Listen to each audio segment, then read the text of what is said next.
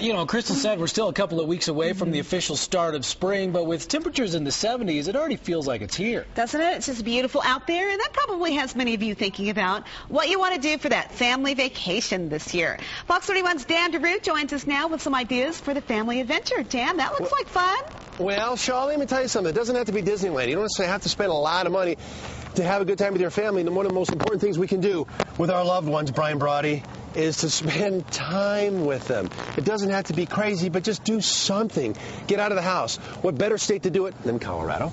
Whenever Brian Brawdy, this is my pointing stick, by the way, Brian Brawdy, outdoor adventure expert, nationally known, 48 states, 2 provinces, and 1 puppet regime. I just keep throwing that in, Brian. You do? Is it working any better the second time than the first? Okay. Whenever you're in town, we have to have you on the show. You're an outdoor adventure guy. You're driving the green machine, even though this is white. This is your vehicle.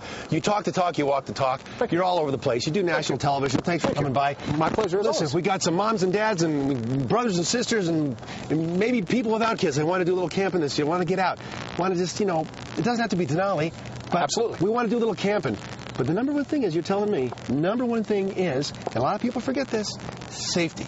So before you want to go camping, when you talk about safety, what are you talking about? Well, you know, I think most importantly is we have a plan even before we focus on safety. You stop and think about it. If you're going to head out in the woods, yourself, your family, your friends, check in with Crystal, check in with Chris, see what the weather's going to be.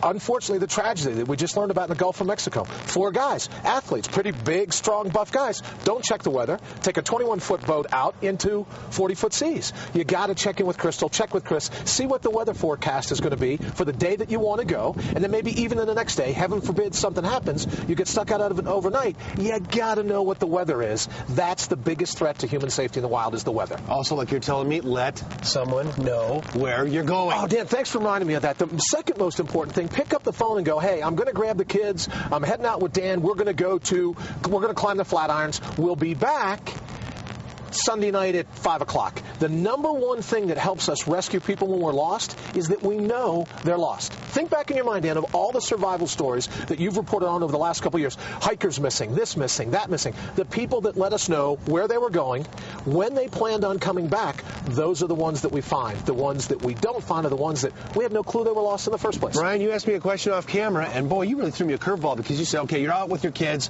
and one of them gets bit by a snake, just on a walk, not on a camp out, just on a walk. They get bit by a snake. What are you, Dan DeRue, going to do? I didn't know how to answer that. Well, the thing is to have a plan in advance, to know, even start to forecast in your mind, worst case scenario. We don't want to focus on it, but we want to have a moment of going, all right, if something happens, when it hits the fan, what am I going to do? In a situation like that, you've got to have an evacuation plan. How far are you away from the trailhead? Do you know where you've walked? So many people, Dan, so this will go like this. They see where they're walking to, then they get lost. They've never turned around and looked at the terrain, what it should look like when they're heading back to the trailhead. Know where you are. That's a big, important key. And Shaw and Kenny, guess what? Having a cell phone is not going to work. Okay, I'm lost, and I'm right near a big tree right here. Big tree. Can you rescue me? It doesn't always work. No. Even if you can get a signal. Right, even if you can get a signal on the phone. You're in for a show tomorrow. It's a Colorado Boat Travel, Fun, Good Time, Happy show at the Colorado Convention Center. You're going to be there. Yes, sir. Go to the rig. And the rig and the big green machine. We're going to show you this thing. This is one amazing vehicle. Thank you, sir. It doesn't get greener than this. Go to kdvr.com for information.